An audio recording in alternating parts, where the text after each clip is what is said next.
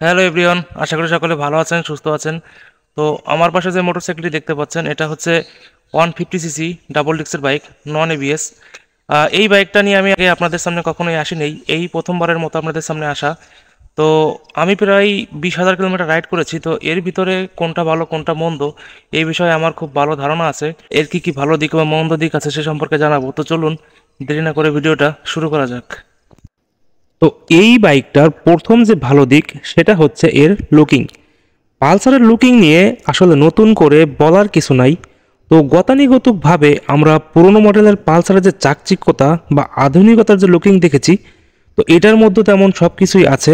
এই লুকিংটা আমার কাছে সত্যি খুব ভালো লাগে, এই জন্য এই বাইকটা নেওয়া। আসলে এই বাইকের প্রেমে পড়েই, অর্থাৎ লুকিংয়ের প্রেমে পড়েই আমি বাইকটা নিয়েছিলাম। তো এরপর আসতেছি এর আরেকটা যে ভালো দিক, সেটা হলো এর মাইলেজ। তো এটা পেট্রোলের ক্ষেত্রে প্রায় 46 কিলোমিটারের মতো মাইলেজ পেয়ে যাবে, এবং অকটেনের ক্ষেত্রে 40 থেকে 42 কিলোমিটারের মতো মাইলেজ দিতে এটা সক্ষম। তো এটা খুবই একটা ভালো দিক, এরকম একটা 150 সিসির মোটরসাইকেল থেকে এমন একটা মাইলেজ পাওয়া আসলেই অনেক ব্যাপার। এই বাইকটার 3 নম্বর যে ভালো দিক সেটা হচ্ছে এর থ্রোটল রেসপন্স। তো এর থ্রোটল রেসপন্স অনেক স্মুথ। আসলে পালসারের থ্রোটল রেসপন্স নিয়ে নতুন করে বলার কিছু নাই, যদিও এটাতে কোনো রেডি পিক আপ নাই। রেডি পিক আপ না থাকলেও আমি এটাকে ভালো বলছি এই কারণে, যেটা খুব স্মুথভাবে থ্রোটল রেসপন্স করে এবং একটু আস্তে ধীরে উঠলেও এর স্পিডটা খুব সুন্দরভাবে ওঠে। বিশেষ করে এর 60-70 স্পিড থেকে শুরু করে টর্ক ডেলিভারিটা খুব সুন্দরভাবে দেয়। তো ওই 60-70 স্পিড বা এর উপরে উঠলে তখন বাইকটা রাইড করতে আরও ভালো লাগে। এরপর এর 4 নম্বর যে ভালো দিক সেটা হলো এর সিটিং পজিশন। সো এর সিটিং পজিশন খুবই কমফোর্ট। আপনার যত যানজট অথবা যত ভাঙা রাস্তা দিয়ে চালান না কেন, আমার কাছে মনে হয় না আপনাকে খুব বেশি কষ্ট দেবে। খুব আরামদায়কভাবে এটাতে বসা যায় এবং এর যে হ্যান্ডেল বার 3 পার্ট একটা স্পোর্টস বাইকের ফিল দেয়। আর এর সিটটা হচ্ছে 2 পার্ট। এর যে সিট এটাও বেশ কমফোর্ট এবং গ্রাব রিলটাও খুব চমৎকার।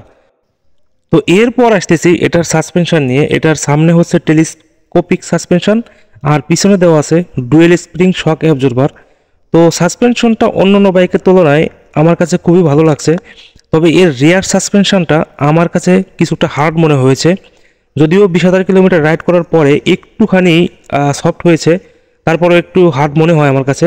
যদিও এই মোটরসাইকেলটা আমি শুরু থেকে ব্যবহার করছি, কিন্তু এই সাসপেনশনটা আপনাকে অফ রোডে দারুণ একটা ফিডব্যাক দিবে। এরপর এর যে ভালো দিক সেটা হচ্ছে এর চ্যাসিস। এর চ্যাসিসটা খুবই মজবুত আমার কাছে মনে হয়েছে, কারণ আমি অনেক অফরোডিং করেছি, তো সেইখানে এর ফিডব্যাক অনেক সুন্দরভাবে পেয়েছি। অনেক শক্তপোক্ত ঝাঁকুনির মাঝে পড়েছি, সেখানে বাজে কোনো শব্দ বা অন্য কোনো কিছুই পাই নাই। অন্যান্য বাইকে যদি একটু অফরোডে যান তাহলে ঝিনঝিন শব্দ হয়, এটা আসলেই একটা বিরক্তিকর ব্যাপার। তো এটা আজে বাজে কোনো চ্যাসিস না। কোনো বাইকার যদি একটু যত্ন করে বাইকটা রাইড করে তাহলে লং টাইম ব্যবহার করতে পারবে, সেটা 8 থেকে 10 বছরের আশেপাশে। সো এটার আরেকটা যে ভালো দিক সেটা হলো এর ব্রেক এবং কন্ট্রোল। সো এর সামনে ডিস্ক ব্রেক আর পিছনেও ডিস্ক ব্রেক। এটা রেডি পিক আপ এমনিতে একটু কম, গতিও একটু আস্তে ধীরে ওঠে। আস্তে ধীরে ওঠার কারণে এই মোটরসাইকেল ইজিলি আপনি কন্ট্রোল করতে পারবেন। তাছাড়া এই যে টায়ারগুলো দেওয়া হয়েছে এগুলো মোটরসাইকেলটিকে ভালো ব্যালেন্স দিয়েছে। সো এই টায়ারগুলোর কারণে এই মোটরসাইকেলটি ভালো ব্রেকিং এবং ব্যালেন্সিং এনে দিয়েছে। তো এই মোটরসাইকেলের সর্বশেষ যে ভালো দিক সেটা হচ্ছে এই বাইকটা যথেষ্ট স্টেবল একটা বাইক। এর স্টেবিলিটি বলতে আমি বুঝিয়েছি হাই স্পিডে এটা যথেষ্ট ভালো স্টেবল করে। বিশেষ করে হাইওয়েতে যখন রাইড করা হয় তখন এই বাইকটা নিয়ে যথেষ্ট পরিমাণ ভালো একটা পারফরমেন্স পাওয়া যায়। তো এই ছিল এই মোটরসাইকেলটির সর্বশেষ ভালো দিক। এবার যাওয়া যাক এর যে খারাপ দিকগুলো আছে তার দিকে। তো প্রথম দিকটা আমার খারাপ লেগেছে সেটা হলো এর রিয়ার টায়ারের যে সাইজটা 120 সেকশনের, সেটা ঠিক আছে, কিন্তু রিসেন্টলি বাংলাদেশে তো বাজাজ পালসার 150 টুইন ডিক্সের মতো বাইকে তারা বাটন গ্রিপ টায়ার দিচ্ছে। সো বাটন গ্রিপ টায়ারটা কিন্তু আমাদের দেশে ভালো রাস্তা, অর্থাৎ আমাদের সিটির বেশিরভাগ রাস্তাগুলো অনেক ভালো এবং মসৃণ। সো এই সমস্ত রাস্তার জন্য বাটন গ্রিপ টায়ারগুলো খুবই বেমানান। স্পেশালি আমরা যখন কিছু কিছু জায়গায় ইউটার্ন করতে যাব বা হালকা একটু কর্নারিং করতে যাব, তো সেইখানে এই বাটন গ্রিপ টায়ারগুলো স্টেবল থাকতে পারে না। তবে এটা দিয়ে ভাঙাচোরা রাস্তা দিয়ে খুবই ভালো একটা গ্রিপ পাবেন। এটা মূলত একটা অফরোডিং টায়ার। তো এইটা তারা ঠিক করে নাই, এটা আগে থেকে এমআরএফ এর যে অফরোডিং টায়ার আছে সেগুলো তারা ব্যবহার করে আসছে। এবার আসতেছি এর তৃতীয় যে খারাপ দিক সেটার দিকে, সেটা হচ্ছে হ্যালোজেন হেডলাইট। এটা যেহেতু নতুনভাবে করছে, সুতরাং এটা একটু আপগ্রেড করে এর মধ্যে একটা এলইডি সংযোজন করা উচিত ছিল। এই হ্যালোজেন হেডলাইটের আলোটা খুবই কম, যখন হাইওয়েতে রাইড করা হয় এটা নিয়ে খুবই একটা সমস্যায় পড়তে হয়, কারণ সামনে থেকে যে যানবাহনগুলো আসে তার আলোতে এই হেডলাইটের কিছুই দেখা যায় না।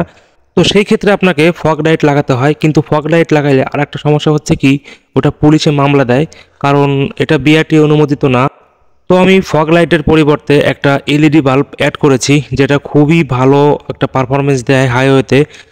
যদিও অন্য অন্য যানবাহনের তুলনায় এই আলোটা যথেষ্ট পরিমাণ না, তারপরেও কাজ চালিয়ে নেওয়ার মতো এই আলোটা যথেষ্ট পরিমাণ হয় আমার জন্য।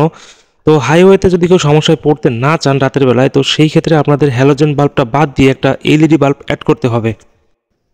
তো এরপর আসতেছি এর আরেকটা যে খারাপ দিক, সেটা হচ্ছে এটার ইঞ্জিন সাউন্ড। এই ইঞ্জিনের মধ্যে কেমন একটা ঝিরঝির সাউন্ড আসে, যেটা খুবই বিরক্তিকর।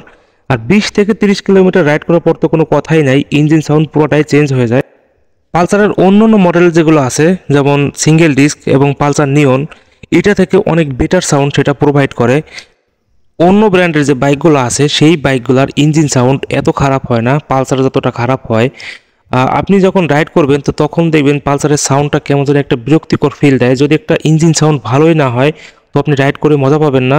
তো যদি কেউ ইঞ্জিন সাউন্ডের কথা চিন্তা করেন তাহলে পালসার আপনার জন্য না। তো এরপর আরেকটা যে খারাপ দিক আছে সেটা হচ্ছে এর হ্যান্ডেলবার। এই হ্যান্ডেলবারের পাইপের যে সাইজটা দেওয়া হয়েছে সেটা মোটরসাইকেলের সাথে মিলে না, কারণ মোটরসাইকেলটা যথেষ্ট পরিমাণ বড়। তো এর সাইজ অনুযায়ী এর হ্যান্ডেলবারের সাইজটা সেটার কোনো পরিবর্তন আনেনি। যদি পাইপটা আরেকটু বড় করে আনতো তাহলে বিষয়টা খুব ভালো লাগতো। এই বাইকের আরেকটা যে খারাপ দিক সেটা হচ্ছে এর মিটারটা হচ্ছে সেমি ডিজিটাল, অর্থাৎ এক পাশে অ্যানালগ এক পাশে ডিজিটাল। এখানে পুরোটাই ডিজিটাল করা উচিত ছিল, কারণ বর্তমান প্রেক্ষাপটে অন্য অন্য কোম্পানিগুলো বাইক কিন্তু সবগুলাই প্রায় ডিজিটাল মিটার করে আনতেছে। তো এইখানে আরেকটা সমস্যা হচ্ছে কি, এইখানে নাই কোনো গিয়ার ইন্ডিকেটর, নাই কোনো কিছু, স্পিড টাইম নাই। এখানে আপনি কত কিলোমিটার বেগে রাইড করলেন সেটাও নাই। 1 লিটারে বাইকটা কতটুকু চলতেছে তারও কোনো রিকমেন্ডেশন করে না। সো এই মিটারটা আসলে এই বাইকের জন্য প্রযোজ্য না। যদি ও মার্কেটে এই বাইকটা নতুন করে এনেছে তো সেই ক্ষেত্রে এই বাইকটার মিটারে কিছু পরিবর্তন আনা উচিত ছিল। এই মিটারটা সেই মান্দাতার আমল থেকে শুরু করে এখনো পর্যন্ত চলছে। হয়তো বা বাজাজ কোম্পানির কোনো স্পেশালিটি আছে যার কারণে এই মিটারটা এখনও তারা রেখে দিয়েছে এবং বাজারে চলছে। পালসারে এত সমস্যা থাকা সত্ত্বেও কিন্তু পালসার থেমে নেই। এটা একটা লিজেন্ডারি বাইক হিসেবে মার্কেটে ভালোই চলছে এই বাইকটা। তো এটার সর্বশেষ যে খারাপ দিক সেটা হচ্ছে এর ব্রেকিং সিস্টেম। এমনিতেই এর ডাবল ডিস্ক সিস্টেম কিন্তু ঠিক আছে, কিন্তু খুব সহজেই কন্ট্রোলে আনা যায়। সমস্যা যেটা সেটা হচ্ছে বাজাজ কর্তৃপক্ষ এটাকে আপডেট করে নতুন করে বাজার যেহেতু এনেছে এবং পালসার লাভারদের জন্য নতুন করে একটা সারপ্রাইজ এনেছে, সেহেতু প্রপার সারপ্রাইজ হতো যদি এর মধ্যে এই বাজেটের ভিতরে এবিএস ব্রেকিং সিস্টেমটা যোগ করে দিত।